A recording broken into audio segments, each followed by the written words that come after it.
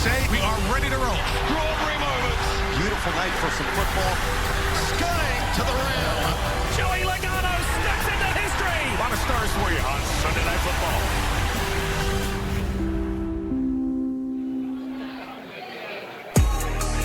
Week 4 of Sunday Night Football brings us to Arlington, Texas, and AT&T Stadium, where the roof is open for the first time this season, letting in a little fresh air. And Micah Parsons got his fresh start as a Green Bay Packer this season, but he returns for the first time to the place that he called home for the first 4 years of his career. So the star has returned to Cowboys Stadium, and we have come to meet him outside the studio and hang out with all of these amazing fans.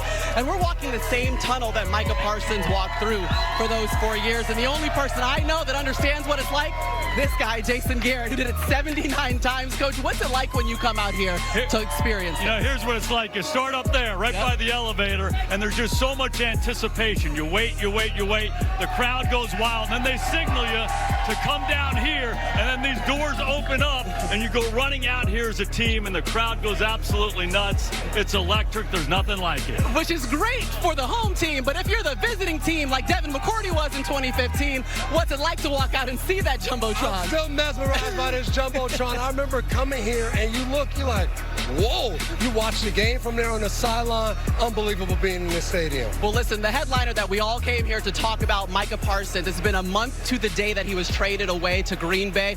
What impact and what do you expect to see here today? Everyone wants to talk about sacks, sack fumbles. Micah Parsons' presence makes everyone around him better. You look at the DBs on Green Bay, they're more aggressive, they're attacking the football. The other guys on the defensive line, Rashawn, Gary, they get more sacks. Micah Parsons impacts everyone around him. Dev, you don't need to know anything about football to know that this guy is an amazing football player. Just watch the game. He literally leaps off the tape at you. He disrupts the offensive line. He disrupts the quarterback. And you said it, that pervasive impact, him leaving Dallas, all of a sudden those defensive linemen, they got to go make the sacks. Those DBs, they have to cover, and Dallas's defense has not responded very well. Listen, plenty more Micah to talk. We're even going to have Jerry Jones joining us live on set to discuss the trade a little bit more in depth. But first, let's get caught up on the games that are still live right now. Chris Sims, what's going on around the league, including the Ravens taking on Kansas City right now? Well, you know that was the big game of the day. Chiefs, Ravens, right? Who will fall to 1-3? It hasn't been very good, actually. Xavier Worthy back in the lineup. It's opened up this offense. Here's a touchdown to Hollywood Brown. Mahomes has 4 touchdowns. It's 37-13 Chiefs. Lamar out of the game with a little injury. He is beat up. We're not quite sure what it is. I think it's a hamstring, but we'll evaluate that later. Colts Rams. Here's the big moment. Late 4th quarter. Yes, Matthew Stafford. Deep corner route to Tutu Atwell. This is going to put the Rams up 27-20. And Daniel Jones just threw an interception to Cameron Curl. It's a final. Rams win it 27-20. Now, let's get down to the Eagles beat the Heat down in Tampa Bay. Eagles jumped out to a 21-3 lead. The Buccaneers seized the momentum. Kind of look like they're coming back. It's a first down play. Baker Mayfield, don't throw this on first down. Jahad Campbell comes up with the interception. Eagles come up with the big victory in Tampa Bay. They stay undefeated, Maria. They're tough. Yeah, their 20th win in 21 games. I mean, although it wasn't pretty, they did get the win, Jason. Yeah, they know how to win. They have a willfulness about their team. Look at that game today. They dominated early, and then it got sluggish. They couldn't run the ball. They couldn't throw the ball in the second half, but they pick each other up. The defense makes the big interception at the end of the game to seal it. They look at each other. They say, okay, what do we need to do to win? And they go do it. But the question marks are going to be, is this sustainable? Saquon Barkley averaging about 3 yards a carry. I don't know if this team wants to play this style all year long and if they can continue to win. Well, here's what's happened. The other teams are stopping the run. They're coming in. We cannot let Saquon Barkley beat us. So they have to start by throwing it first, get those receivers going, and then come back to the running game and keep attacking different ways throughout. And look, the bottom line, the Eagles haven't lost a game. It was just one game in 365 days, all right? That was in December against Washington a long time ago. Take a look at the scores so far. Yeah, the Jumbotron, shout out to the Jumbotron joining us on the show here today. The Jags did just miss a field goal, so still a close one right now in San Francisco. All right, let's go outside of AT&T Stadium. Jack, Tony, and Rodney, how's it feeling out there, guys? Maria, one of the all-time tailgates in the National Football League. Any way you slice it, gentlemen, it has been a life-changing month for Micah Parsons. What kind of emotions do you feel like he'll be dealing with tonight? Well, I can tell you, Jack, I went through it when I went back to Tampa for the first time, and you tell yourself all week, I'm not going to be emotional. It's just a game.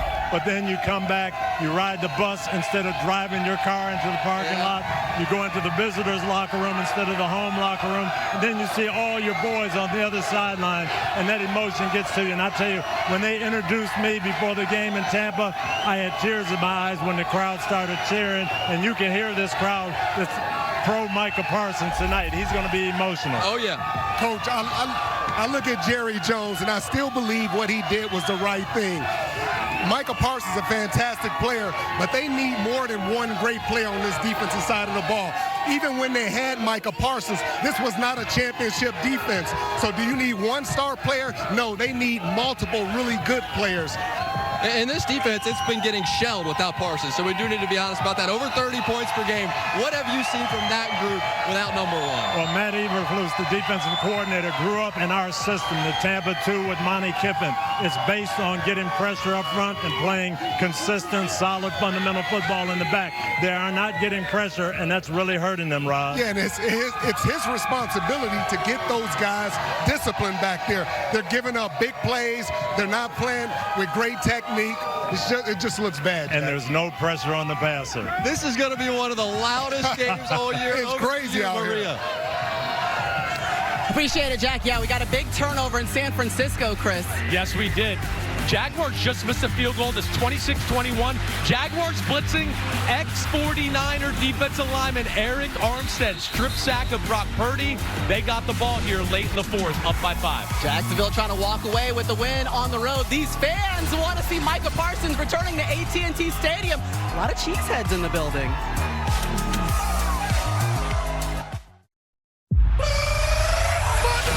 My name is John Cena. I'm a kid who grew up in a small town in West Newbury. And I'm living the dream. The champ is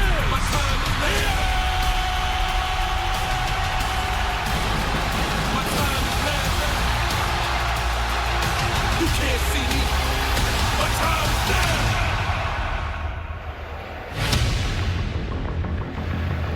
The final match of John Cena's legendary career exclusively on Peacock on December 13th.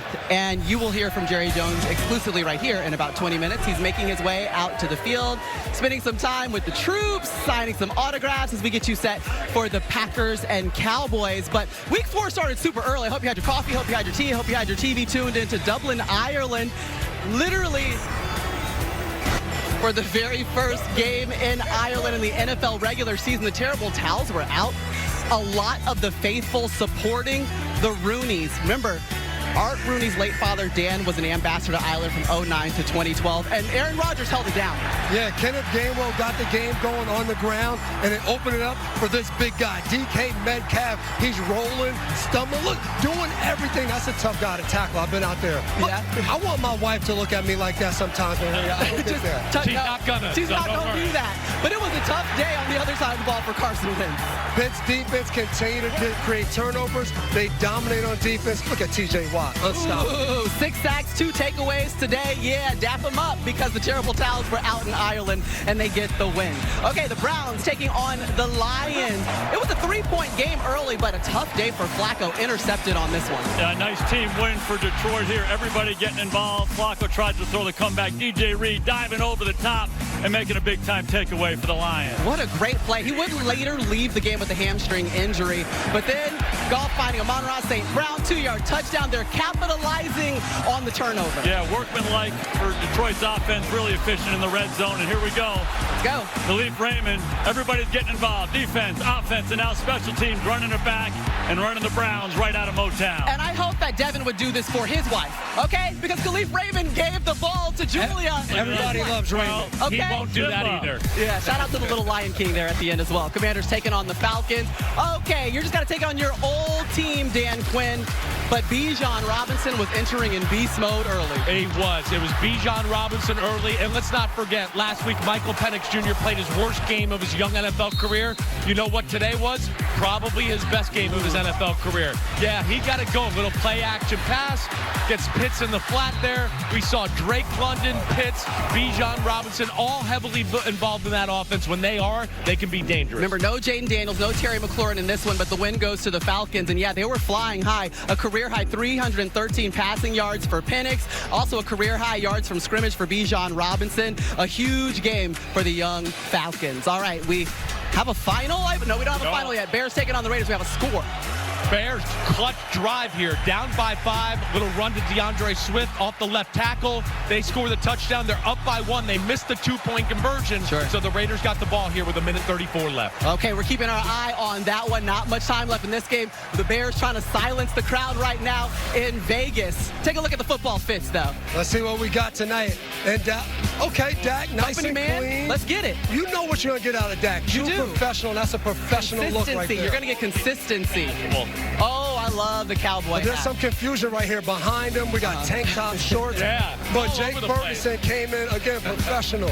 Miles Sanders, this is a different kind of look. This is what we call streetwear, Chris Sims. Come in, nice jacket right there. Oh, and this is... Wow, that's just called they got a lot of money. Icy. Icy. That'll chill any room right there. That's a lot of diamonds.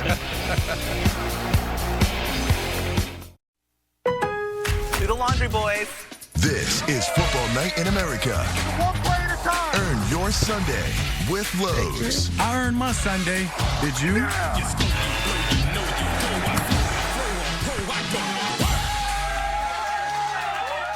Here they are, your Dallas Cowboys. Can I kick it? I'm the best kicker in the league, made for this moment. Can I kick it? The weapons a lot of teams don't have. That's what I love. It is good. Brandon Aubrey. Can I kick it? 64 for the tie. 64. Oh. It is good. The kick. Cowboys win in overtime. Thank you, Brandon Aubrey. That was unbelievable.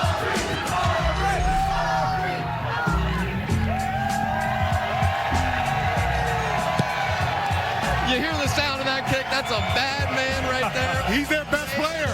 Aubrey, from Major League Soccer to the NFL's finest kicker, hitting over 90% from 50 plus, 4 of 6 from 60 and beyond. It's a Steph Curry-like impact on the deep three. So if you're Jordan Love and the Packers, you do not want this game coming down to a field goal from any distance. And Maria caught up with Jordan Love on his way into the building tonight. Coming into this week, what did you guys feel like on offense was the biggest change that needed to be made, Jordan? I think just execution standpoint, I think our operation, too many penalties last week, which put us behind the 8 ball. So it all comes down to just executing and making plays today.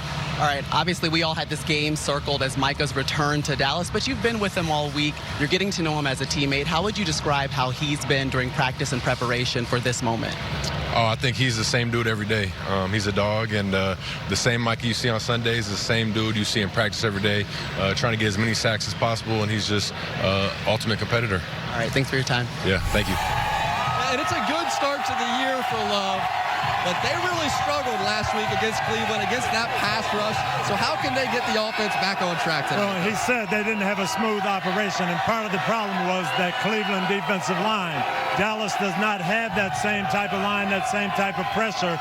Jordan told me before the game he expects more blitzing from the Cowboys, and they'll be ready for it. I look at the Packers. Packers offensively, they got to get Josh Jacobs going. I know they have, the offensive line has been a little shaky. They got 3 guys out tonight, but come out maybe in a spread offense, just get him involved. This is not a tough enough offense where they can line up 2-back I formation and run the ball 40 times.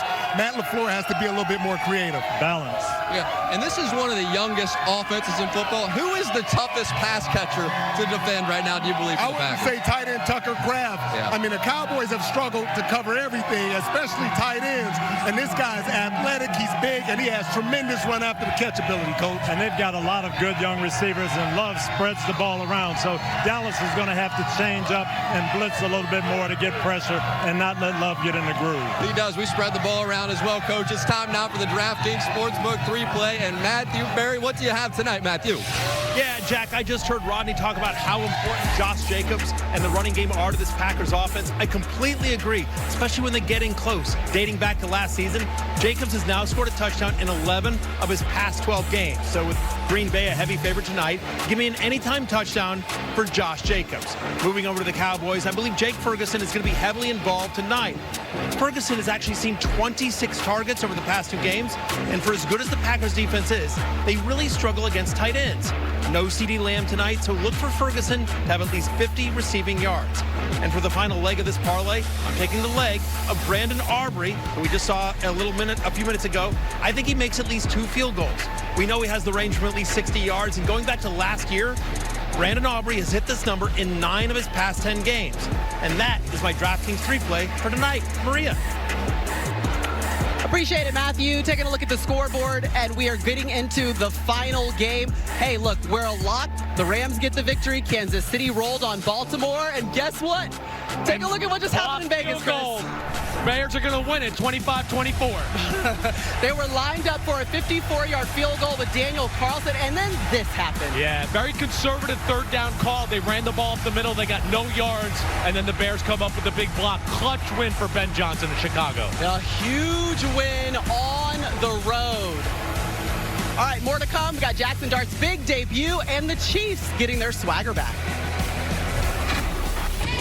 Threads the middle, touchdown! Fake the tush push, goes in unscathed. Why tush push when you can do that?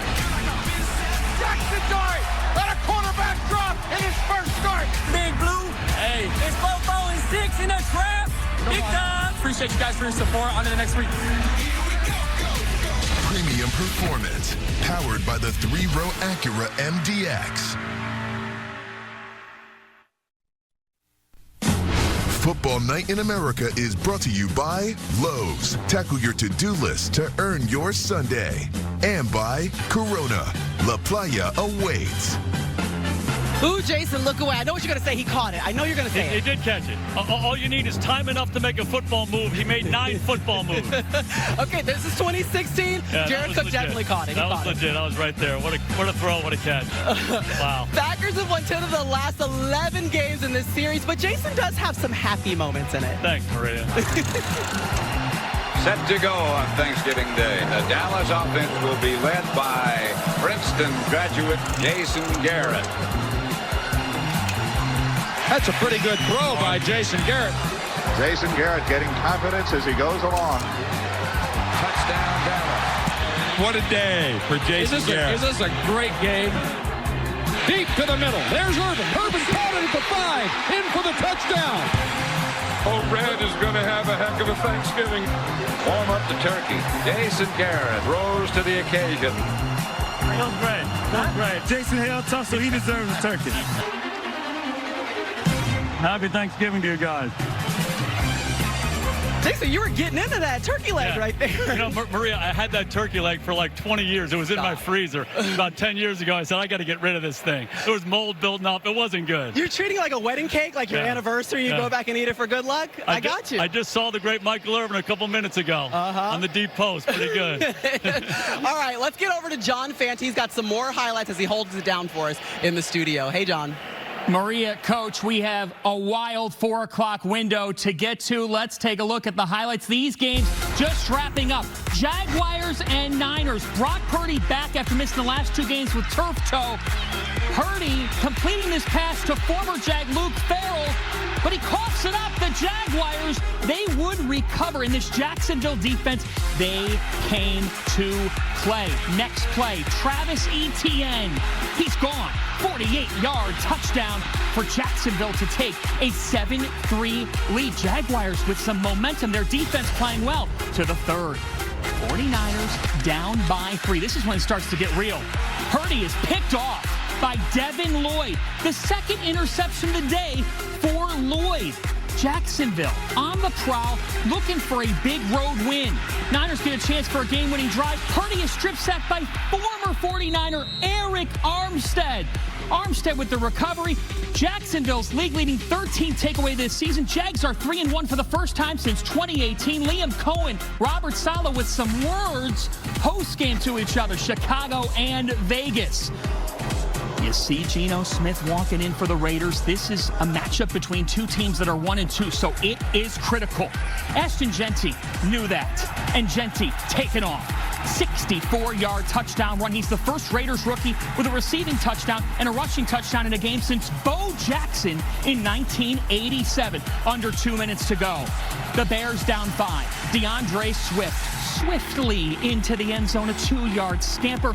Bears 25-24. Raiders fans pondering all kinds of things. Vegas looking for the lead. This is blocked. Bear down. Chicago handing the Raiders their 3rd straight loss. Josh Blackwell, the hero. Pete Carroll left wondering about what could have been. To the Jackson Dart Show, one of the biggest stories on this NFL Sunday. His first NFL start. His mom, Kara, looking on, and he came ready. How about a 15-yard touchdown run? He's the first quarterback since Patrick Mahomes to lead a team to an 80-plus yard touchdown drive on their first drive in their first career start. Little Florida dance to cap it. Chargers down by 3. Justin Herbert, late 3rd quarter. He struggled all day. He's picked off. He had 3 interceptions all of last regular season, already 3 through the first 4 games of this year. The Giants, against these unbeaten Chargers, they would capitalize. Dart finding Theo Johnson. The Giants, they get a win, and it comes in Jackson Dart's debut. Only their 2nd win in the last 16 games, and what does it mean? Think about the company that Jackson Dart just joined. Mark Baldry, Jeff Garcia, Brett Favre, Frank Reich, and how about one Phil Simms? Speaking of Simms, Jackson and the son of Phil caught up earlier on FaceTime.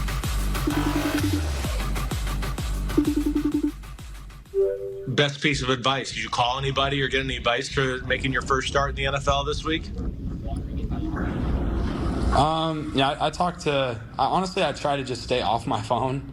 But I have really good guys in my room. So Russ is going to be a future Hall of Famer, and Jameis has played a lot of football. So I have guys to really look up to and can ask questions like that.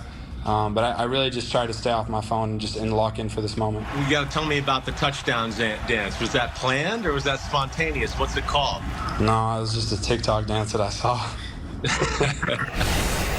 All right, well, you're cooler than me. Maybe you could tell me what dance that is later on. Yeah, we'll find out. All right, we'll figure it out. I don't know. But either way, Jackson Dart, the game wasn't too big for him. I think that's the biggest thing. He competes. He gives that offensive edge for sure. I think that's the thing we like about him. Mm-hmm. Not a huge day passing the football, but the plays he made with his legs and the energy he brought to the stadium, I think were really important. That energy fed over to the defense. The defensive line attacked the Chargers offensive line. Chargers were dealing with some injuries. Alt went out.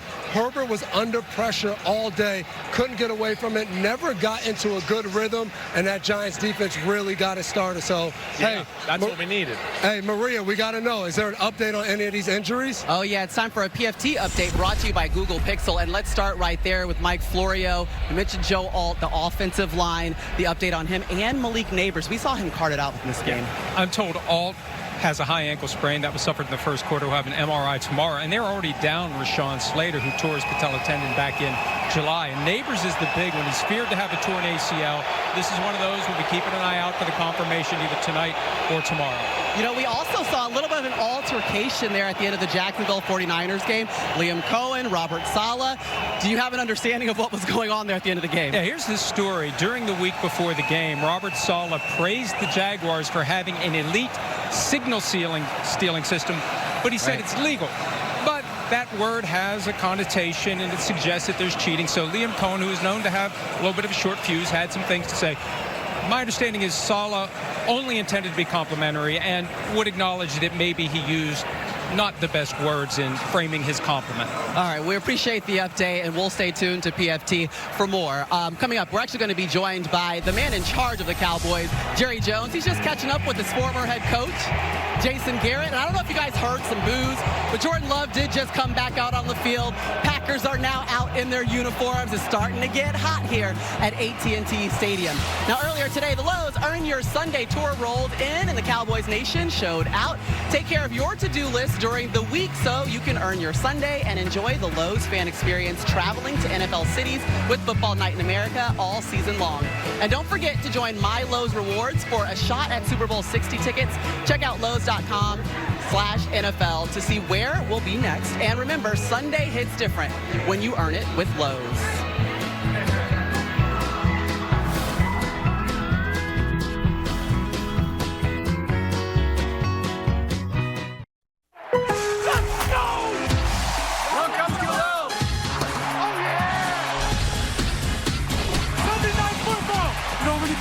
It's about us. We're built for this. Let's go! And I float and explode on the scene. Mean, I got potential. The touchdown machine. I'm at the top just when I wanna. And it's a matter of time, and I'm gonna. Look at you, man. Give him a high five. Come on. Run around with him. He got it. First down. They're having some fun right now. This is Football Night in America. It feels good to earn your Sunday. You've earned your Sunday with Lowe's. Dak Prescott looking to earn a Week 4 win. He'll have to do it without his main target, CeeDee Lamb. He'll be out with an ankle injury, but trying to get a victory against the Packers. And we got his friend, we've got his boss. And since we're in Jerry World, we might as well bring in Jerry Jones to join us on the show. Jason Garrett's buddy as well. Thank you so much for spending a little bit of time with us today. Well, Maria, it's nice to you to break open the doors and help me get in tonight. I'll always bring you in. Jason travels with you, so I might as well, too. Yeah. Hey, I got a question for you. When we worked together for a long time, we talked about building a team, and along with getting a franchise quarterback, the holy grail was the elite pass rusher. We worked long and hard to try to find those guys. You had one, arguably the best in the league. What was the biggest factor that led you to let a guy like Micah Parsons, a player of that caliber at that key position, out of the building? You're a Princeton graduate and proud of it, and so are his brothers. One player for 5 or 6 players. Now you say, well, you've got to go get those players. Well, we were able to bring one of them with us when we made the trade. Micah is outstanding and rare. But I believe our best chance for a Super Bowl with Dak Prescott and the makeup of our supporting cast, I believe our best chance is in the numbers. I've always been right, or had the best chance of being right, when the numbers are right. Do you think that best chance is this year, or is that down the road? Oh, I thought that this year is very possible for us to have the kind of success that our fans want to have. But I know in the future that knowing that this year, we will go ahead and maybe make some decisions that we wouldn't have made had we not made the trade. When we made the Herschel Walker trade, the biggest value of the Herschel Walker trade was it caused us to do things we would have never done. Like going to Las Vegas, if all you've got is the baby's new pair of shoes in there, you're not going to be a good gambler. But if you got some extra, you can throw it. That got us players like Charles Haley because we had those extra picks on Herschel Walker. That had a big part of me making a decision. I got to ask you for clarity on how the situation went down. Micah mentioned to our production group that when he heard that there was word of a trade, he and his agent got back on the phone and they wanted to work out a deal with you. You essentially said, look, either put on the pads, get ready for Philly, or start working on a deal with the Packers. Is that kind of how you remember it going? And did you ever consider coming back to the table? Well, first of all, the words are accurate. The sensitivity and the feelings are not. I think a lot of Micah. I admire him. He's a great player, and he's got a great family with him. But he got caught up in the numbers with me. I wanted the numbers of players that a player like Micah Parsons could get for us in the future. And I thought we could play some good football, even though we didn't have him on the short term because we got Kenny in. I like the numbers, and I'm fully aware because we had him 4 years. As I said earlier, That didn't get us to the Super Bowl. But that really didn't get us where we wanted to go. We've got to try something different and try to get there. Do you tell me about your emotions tonight when you see number 1 out there for the Green Bay Packers? Well, Jason, of all people, you know my personal feeling with great players. Consequently, when you hear the crowd and you see that player come back, it reminds me when we played Herschel Walker or when Emmitt Smith came back. He did a great ovation just as he's getting here tonight. I got to say, Jerry, look, he's coming out on the field right now. What does it feel like to see him in the green and gold, but here in AT&T Stadium? Well, of course, I've seen that trot and seen him run out like that for 4 straight years. So I've seen it. The green and gold is a little problem for me looking at it. Yeah. But I'll have to think about the kinds of consideration that we got on the trade. That's the way I've always done it. It might not be that Christmas that the bicycle got under the tree. Okay, but thinking ahead, you could have a motorcycle under that thing. Okay, I got a quick question for you. What do you think is going to happen tonight? Oh, I think we're going to be competitive, very competitive. Every player on this team knows what's at stake. And let me tell you something else. They've got a handful of players that are going to give us a lot of problems. But we've got some players I think will rise to the occasion. Jason, you opened this stadium. And I really thought we were going to get those Super Bowls with you. But I'll never forget when you opened this stadium and the thrill we had of you coaching the teams. Miss you, buddy. Great memories. Miss you, too. Thanks for everything. Thank you so much for your time, Jerry. We really appreciate it. Yeah, we're going to get it back out to Jack, Tony, and Rodney, guys. How's it going out there? Yeah, Mario, what a moment for Micah Parsons to come back out onto this field. What's your reaction to this trade now with the month of football and what you just heard? Well, Jerry Jones won't admit it, but basically on the defensive side of the ball, this was a rebuild. You look at Micah Parsons and him being part of this team last year, this was not a championship defense. You look at their defense now, I thought it was a smart trade by Jerry Jones because it gives them an opportunity to go out and get other players. And you may not reap the benefits right now, but I think long-term, Coach, they have an opportunity to add some great quality players. Well, my Hall of Fame general manager in Indianapolis, Bill Polian, used to tell me, you draft for need, you pay special. And I believe in Matt Eberflus's system is just like our system in Tampa. Micah Parsons could have been special in this defense. My right ends in my career, Chris Dolman, Dwight Freeney, Simeon Rice. I think Micah could have been in that category in this defense. They're missing him right now. And the Cowboys, they've given up more big play touchdowns than any defense. What's the biggest issue with that group as constructed? Well, they always talk about the Cowboys don't have pass rush, but the secondary has to help them out. And I look at some of their veteran players. Trayvon Diggs is a guy that's played without any discipline. He's staring at the quarterback. He tries a quick jam. What type of technique is this, Coach? Because I have not seen this before. And this is the type of thing that they're giving up. Easy, quick plays. How can you have a pass rush when one of your veteran players is getting beat off the line of scrimmage so quickly? Yeah, they have to get more consistent back there. They've got to be fundamentally sound. But you said it. Pass rush is key, and that's what they need tonight. I think they might have to dial up some more blitzes. Well, remember, they went out and signed Jadeveon Clowney. They still have Dante Fowler. So they have some of those veteran players that can get after the quarterback, see if it happens. Take me to the other side. What does Micah Parsons change most for Green Bay on the defensive side of the ball? It was confidence. And Green Bay, unlike Dallas, had a lot of really good defensive players, but they didn't have an identity. Now they have an identity. They have 2 legit pass rushers. They got 2 outstanding linebackers. And, Coach, on offense, they are loaded. Yeah, their front is fast. They can get after you. You see Micah there. I'm going to give Brian Schottenheimer, Dallas's coach, a little advice tonight. Get in 2 backs. Give Javonte Williams deep, 7 yards deep, put the tight end on the left, double team Micah, and run right at him. Don't let that young man get going tonight on the pass rush. He's been double teamed over 60% of his rushes so far this year. That number may go up tonight against his former team. They better. Now talking about the quarterbacks, let's go over to Devin and Chris. Well, Devin, we know both these quarterbacks are under a lot of pressure. I would argue Dak Prescott may be under the most pressure of any quarterback in football. You certainly can have that conversation. What I always admire about Dak Prescott is his ability to handle all the pressure and not a great running offense against a very good Green Bay run defense. The game is going to come down to him in the pocket and his ability to push the ball down the field. He's really awesome at not flinching with people around him.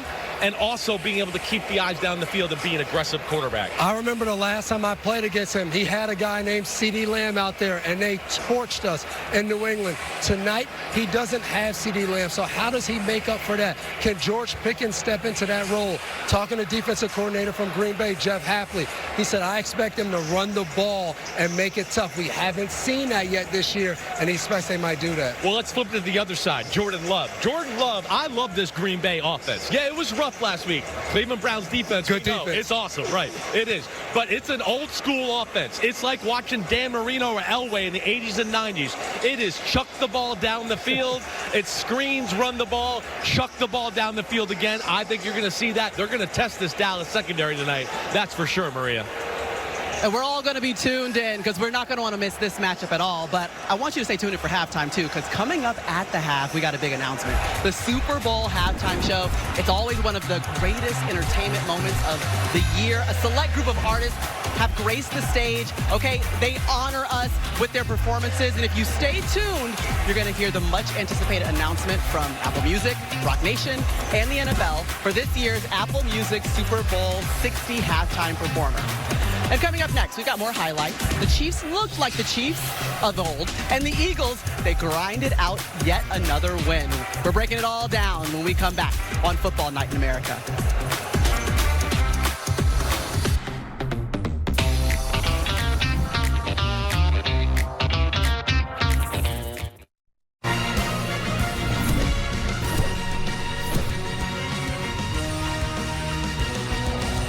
Welcome to the Hyundai Sunday Night Kickoff. I am just blown away and stunned that they actually did this. Week 4 just became the biggest game in the NFL season.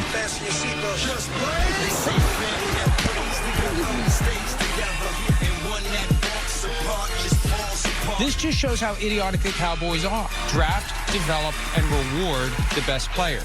You don't trade them. There's a lot of things I can consider disrespectful. You're asking if I regret.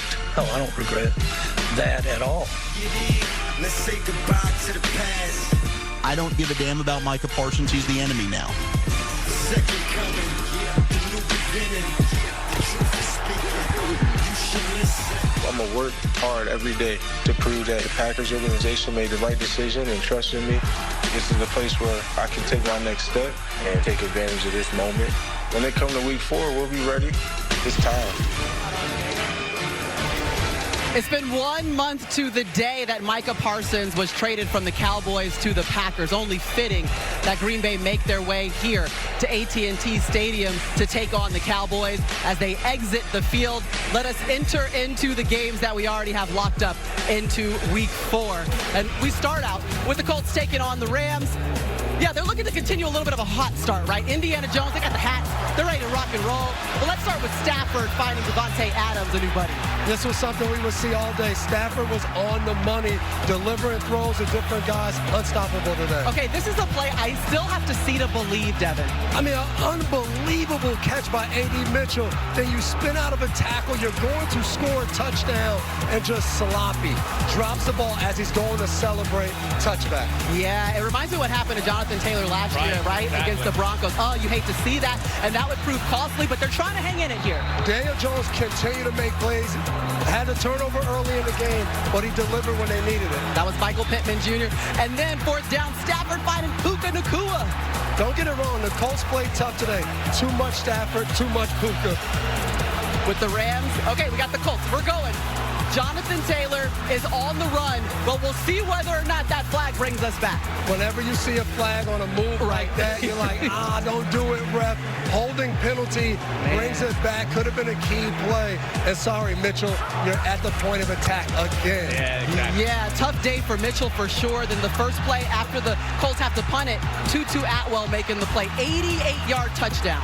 I told you Stafford was on fire all day. Stafford had 375 yards, 3 total touchdowns. Yeah, the Daniel Jones train slows down against the Rams. Oh, it was a hot one, guys. It's hot. It's hot in Tampa, and the Eagles offense started out hot. They came out hot. Jalen Hurts looked good. They did whatever they wanted. They had a plan for the pressure the Buccaneers were sending after them. That's been one of their problems in the past. It was not a problem today. Yeah, and the Bucs, they actually trailed by as many as 21, and this was a huge play. Huge moment right here. We got Bucky Irvin. It's very close. The shin might have been down. It was ruled a fumble on the field. That call stands. And, of course, this leads to a short field, and we know this team is too good to leave a short field. Chris, they're lining up in the tush push. What's happening? I don't understand what's going on. They pulled the old okey-doke tush push and then gave the reverse to Saquon Barkley. It's a brilliant play off of the tush push. It's very hard to defend when you're trying to crowd the middle of that line of scrimmage. I bet no one saw that coming. Okay, this is the only time I'm getting to say this. 6-7. Okay, 6, Baker Mayfield throwing it to 7, Bucky Irving. Oh, Baker Mayfield buying time. And Bucky Irvin's running a flat route, and he realizes a scramble drill. He turns upfield, and Baker puts it on him. And right now, you're going, the Bucs got the momentum. The Eagles can't do anything on the offensive side of the ball. It's 1st and goal from the 11, or 1st and 10 from the 11. No, Baker Mayfield throws a bad interception right here where you felt like Tampa had all the momentum. By the way, all these plays worked for Baker Mayfield when all he was doing was bringing his team back from a deficit in the first 3 games. Doesn't work there, but last chance for the Bucs here. Last chance for the Bucs here. You're going to see Baker in the pocket, under pressure, which he was most of the day. Cade Otton over the middle. Maybe he was going to try to pitch it, but the Buccaneers' offensive line injuries were an issue for them against the Eagles today. Sure. Well, the Eagles, they hang on to win. They're 4-0. They've won 20 of their last 21. But look at A.J. Brown's tweet. If you're not welcomed, not listened to, quietly withdraw. Don't make a scene. Shrug your shoulders and be on your way. A.J. Brown had 2 catches for 7 yards in this game, Jason. What do we make of the tweet and just the storyline of the Eagles winning, but maybe not looking pretty or what we expect? Let's do the game first. The Eagles got to switch. You said it. They've won 20 out of their last 21. They know how to win. They were great early. They weren't very good in the second half. When it came to crunch time, they flipped the switch. They get the big interception. So they're winning like a team. They're picking each other up. I don't like the comments afterwards. Obviously, they got to get that addressed, and they will. There were some moments like that last year when they went on their Super Bowl run, but they have a championship mentality and a willfulness about their team right now. But that tweet is going to make us ask the question, is this sustainable? Saquon Barkley barely averaging 3 yards a carry. They had 0 passing yards in the second half. How can you continue to play this way and still win? Yeah, well, we saw the adjustment. Blitz has been a problem for Jalen Hurts and the Philadelphia Eagles offense. It was not a problem today. But, yeah, why say that, A.J. Brown? By not making a scene, you're making a scene by putting that tweet out. And now we're all talking about it, making a scene. Yeah, it was the tale of 2 halves for the Eagles, but they're one of only 2 teams that remain undefeated. It's the Eagles and it's the Bills. Now, another game that we had circled in week 4, the Ravens on the road taking on the Chiefs. We love to see Lamar Jackson, Patrick Mahomes lining up against each other. Mahomes won 5 of their first 6. The Ravens up 4, and we see Jackson looking for Mark Andrews, intercepted. Yeah, Chiefs defensive coordinator Steve Spagnuolo dying up a blitz. What a play by Chanel and the coverage and making the big pick. Oh, yeah, and look at these plays that we were just waiting to see. Juju Smith-Schuster on the other end of this. Mahomes touchdown for 4 yards, and later in the second on 4th and 1, Jackson going deep again. One more time. Heat him up, heat him up, heat him up. There's the pressure. Lamar on his back foot throws the ball out of bounds. Chiefs off the field. Yeah, and you can see the Chiefs offense got going, but I thought it was a bigger indication this Baltimore defense is really bad. They're not playing well. Yeah, that put the Chiefs up 20-7 on this one. On the next Ravens drive, it just didn't get any better. Lamar fumbling here on this play. First game with 2 or more turnovers since 2023. He just looked uncomfortable all day long. They'll go back to their pressure plan. They heated him up all day long. All right, now Patrick Mahomes, though, he's like, can I find somebody else in the end zone? Xavier Worthy came back, but Tyquan Thornton over the last few games has stepped up to be maybe a target down the stretch. Agreed with that, Devin. Rashee Rice is on the horizon. Uh-oh. Right. Chiefs are coming. They're about to be cooking with grease, which Patrick Mahomes already was. He's the quickest quarterback to make it to 250 passing touchdowns. And guess what? Patrick Mahomes is just heating up for the season. You guys mentioned Worthy, 121 total yards in this game. It's time now for the All-State good hands moment. Chris, Xavier Worthy stepping up. Even the great Patrick Mahomes needs help. He needs some weapons, and Xavier Worthy opened up the offense. You just heard Devin McCourty say that. He was the star of the day. Whether it was catch a ball like this underneath, all right, get upfield, get yards after the catch. We saw him. Of course, we know he can beat press coverage and run by you down the field. Does that to Marlon Humphrey here. And then you're going to see a little reverse speed sweep. So there was diversity in the offense, and it gave them confidence, and it stopped making things so hard. Finally, somebody could rip off some big plays. Even the great Patrick Mahomes needs a little support. Yeah, remember Worthy missing those 2 games with a shoulder injury. Those were the All-State good hands moments. But are we worried now? Is it time to get worried about the Ravens? There's been a couple times we've been like, it's all right, they'll figure it out, they'll get it together, but you're shaking your head a little bit. Hit the panic button. Right now, this Baltimore team, I think it's mental. They have injuries on defense. They haven't played well, turning the ball over in key moments. I think it's extreme panic in Baltimore right now. John Harbaugh's been there for 17 years for a reason. Sense of urgency without panic. But there's real concern there. The defense is not very good at all. They can't rush. They can't tackle. They give up big plays. It's not the Ravens' identity that we're used to since 1995 when Ray Lewis showed up. They have to get that back, and they got to do it fast. I'm not worried, but I'm concerned. I mean, they're going to beat Buffalo if he doesn't fumble. It's going to be a nail-biter against the Lions if Derrick Henry doesn't fumble. But to the point these guys are talking about, the secondary and the lack of pass rush, you're not going to beat the cream of the crop that way. But isn't that the issue? That's what they always have. We're going to win the game, but we dropped them. Like, those are the things that concern me. Well, listen, they're giving up too many points. They're giving up too many points. They got to figure it out. And we got to hit the panic button, too, because we saw Lamar Jackson exit this game in the 3rd quarter. Let's go to Mike Florio for the latest on Baltimore's quarterback. Well, after the game, Coach John Harbaugh had no update on the severity of the Lamar Jackson hamstring injury. I've been working the phone, and it's been crickets, which means it's something to keep an eye on. It happened when the score was 30-13. There's been speculation that if the game was closer, Lamar would have stayed in and continued to play. Harbaugh specifically declined to comment on that point after the game, Maria. For the update, it's time now for Barry's Bet, brought to you by DraftKings Sportsbook. Matthew, what do you got? Maria, for my Barry's Bet tonight, I'm taking Rashawn Gary to get at least half a sack. Look, with all the attention on Micah Parsons tonight, people forget that it's Rashawn Gary who actually leads the Packers in sacks. Cowboys O-line banged up. They're going to be busy doubling Parsons, so Gary should take advantage, and at much better odds than you're getting with Parsons. And that is my Barry's Bet for tonight. DraftKings Sportsbook is the place to bet touchdowns, and new customers can bet $5 and get $200 in bonus bets instantly. And $200 off NFL Sunday Ticket from YouTube TV. Just download the Sportsbook app and use promo code SNF when you sign up. DraftKings Sportsbook, the crown is yours.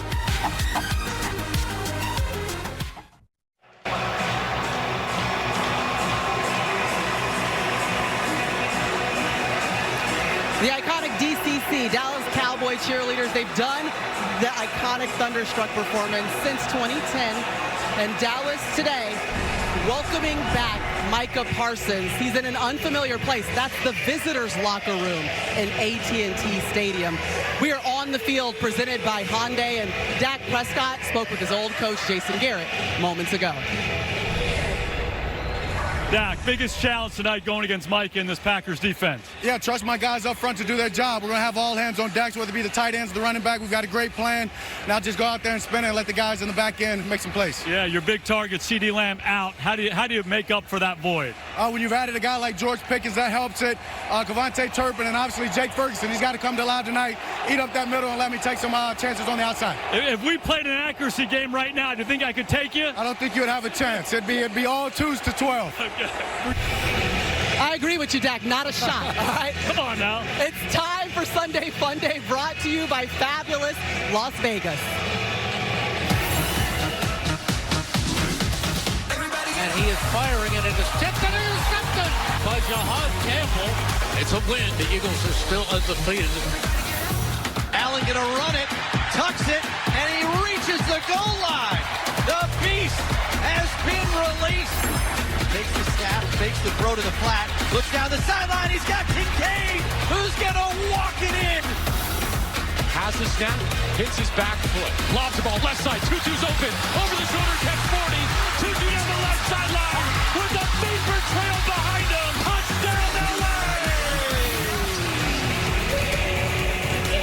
LA! A wonderful Sunday fun day in the nightcap. The Packers taking on the Cowboys, the return of Micah. And guess what? Tonight's picks are brought to you by Verizon, America's pick. They are not rolling with America's team. We're all going with the Packers. Oh, no. Why are you going with the Packers on the road against the Micah Cowboys? Parsons is going to be all over the formation. Dallas is banged up on the offensive line. He's going to get after the weak link. Yeah, I think Green Bay has planned for how Dallas will attack them defensively, and they're going to take over this game. All right, a month after Micah Parsons was traded to the Packers, he's facing his old team. Mike, Chris, and Melissa have the call. We'll see you at halftime for the announcement of the Apple Music Super Bowl 60 halftime show.